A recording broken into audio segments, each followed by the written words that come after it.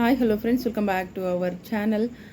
ಆಸೆ ಧಾರಾವಾಹಿಯ ಒಂದು ಸೂಪರ್ ಡೂಪರ್ ಸಂಚಿಕೆ ನೋಡ್ಕೊಂಬರೋಣ. ಸಂಚಿಕೆ ಆರಂಭದಲ್ಲಿ ಏನಾಗುತ್ತೆ ಅಂತಂದರೆ, ನಮ್ಮ ಮೀನಾ ಸೂರ್ಯನಿಗೆ ಫೋನ್ ಮಾಡ್ತಾಳೆ. ಫೋನ್ ಮಾಡಿದ ತಕ್ಷಣ ಜೋರಾಗಿ ಅಳಕ್ಕೆ ಶುರು ಮಾಡ್ತಾಳೆ. ಮೀನಾ ಏನಾಯಿತು ಮೀನಾ ಅಂತ ಕೇಳ್ತಾಳೆ ಸೂರ್ಯ. ಅದು ರೀ ಆಕ್ಸಿಡೆಂಟ್ ಆಗೋಯ್ತು ಅಂತ ಹೇಳ್ತಾಳೆ. ಆಕ್ಸಿಡೆಂಟಾ? ಯಾರಿಗೆ, ಯಾವಾಗ, ಎಲ್ಲಿ, ಏನು ಅಂತ ಕೇಳೋಕ್ಕೆ ಶುರು ಮಾಡ್ತಾರೆ. ಮೀನಾ ತುಂಬ ಅಳ್ತಾ ಇರ್ತಾಳೆ. ನಿನಗೆ ಆಕ್ಸಿಡೆಂಟು ಎಲ್ಲೈತಿ ಮೀನಾ, ಎಲ್ಲಿದೆಯಾ ನೀನು ಅಂತ ಹೇಳಿದಾಗ, ಅದು ಅಂದಾಗ, ಮೀನಾ ಅಳ್ಬೇಡ, ಏನಾಯಿತು ಹೇಳು ಅಂತ ಸೂರ್ಯ ಕೇಳ್ತಾರೆ. ಅದು ಆಕ್ಸಿಡೆಂಟ್ ಆಗಿರೋದು ನನಗಲ್ಲ ಅಂತ ಹೇಳ್ತಾಳೆ. ಹೌದಾ, ಮತ್ತಾರಿಗಾಯ್ತು ಅಂತ ಕೇಳ್ತಾರೆ. ಅದು ಆಕ್ಸಿಡೆಂಟ್ ಮಾಡಿರೋದು ಚೇತನಣ್ಣ ಅಂತ ಹೇಳ್ತಾಳೆ.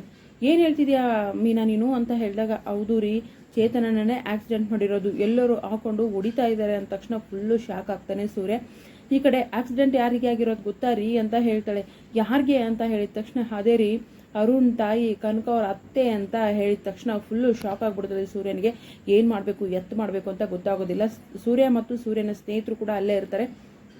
ಸೊ ಇಲ್ಲಿ ಆಕ್ಸಿಡೆಂಟ್ ಮಾಡಿರೋದು ಕೂಡ ಏನಂತಂದರೆ ನಮ್ಮ ಅರುಣ್ ಅವರ ತಾಯಿಗೇನೆ. ಅದು ಚೇತನ್ ಮಾಡಿದ್ದಾರೆ ಅಂತಂದರೆ ಸುಮ್ಮನೆ ಇರ್ತಾನೆ ಅರುಣು, ಬೇಕು ಅಂತಾನೆ ಸೂರ್ಯನೇ ನಮ್ಮ ತಾಯಿನ ಆಕ್ಸಿಡೆಂಟ್ ಮಾಡಿಸಿರೋದು ಅಂತ ಹೇಳ್ತಾ ಇದ್ದಾನೆ.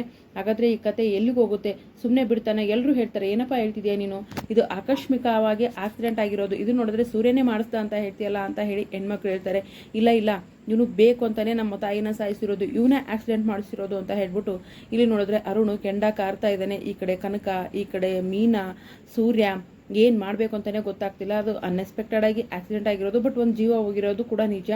ಅದು ಏನಂತಂದರೆ ಹೋಗಿ ಅರುಣ್ ತಾಯಿಯವ್ರಿಗೆ ಆಗಿದೆ. ಅರುಣ್ಗಂತೂ ಸಿಕ್ಕಾಪಟ್ಟೆ ತಾಯಿ ಅನ್ನೋ ನೋವು ಇದ್ದೇ ಇರುತ್ತೆ. ಈ ಕಡೆ ಸೂರ್ಯನಿಗೂ ಕೂಡ ಏನು ಮಾಡಬೇಕು ಅಂತ ಗೊತ್ತಾಗ್ತಿಲ್ಲ. ಆಕ್ಸಿಡೆಂಟ್ ಮಾಡಿರೋದು ಸೂರ್ಯನ ಕಾಸಾ ಫ್ರೆಂಡ್ ಆಗಿರೋದ್ರಿಂದ ಭಾಳ ಒಂದು ಗೊಂದಲದ ಗೂಡಾಗಿದೆ. ಮುಂದಿನ ಒಂದು ಎಪಿಸೋಡಲ್ಲಿ ಏನಾಗ್ತದೆ ಅಂತ ನೋಡೋಣ. ಇನ್ನು ಮಾಡದಿರೋ ತಪ್ಪಿಗೆ ಸೂರ್ಯ ಶಿಕ್ಷೆ ಅನುಭವಿಸ್ತಾನ, ಇಲ್ಲ ಮಾಡದಿರೋ ತಪ್ಪಿಗೆ ಕನಕ ಶಿಕ್ಷೆ ಅನುಭವಿಸ್ತಾಳ, ಏನಾಗ್ಬೋದು, ತುಂಬ ಕುತೂಹಲಕಾರಿ ಇದೆ. ಈ ಕಡೆ ರೋಹಿಣಿ ನೋಡಿದ್ರೆ ಒಂದೊಂದು ಆಟಗಳು ಆಡ್ತಾ ಇದ್ದಾಳೆ. ಈ ಕಡೆ ಸೂರ್ಯನಿಗೆ ನೋಡಿದರೆ ಬೇಡ ಅಂದರೂ ಕೂಡ ಸಮಸ್ಯೆಗಳು ಒದಗ್ತಾ ಇದ್ದಾವೆ. ನೋಡೋಣ ಮುಂದಿನ ಸಂಚಿಕೆಯಲ್ಲಿ ಏನಾಗುತ್ತೆ ಅಂತ. ವಿಡಿಯೋಗೆ ಒಂದು ಲೈಕ್ ಮಾಡಿ, ಚಾನಲ್ ಸಬ್ಸ್ಕ್ರೈಬ್ ಮಾಡಿಕೊಂಡು ದಯವಿಟ್ಟು ಸಪೋರ್ಟ್ ಮಾಡಿ. Thank you so much.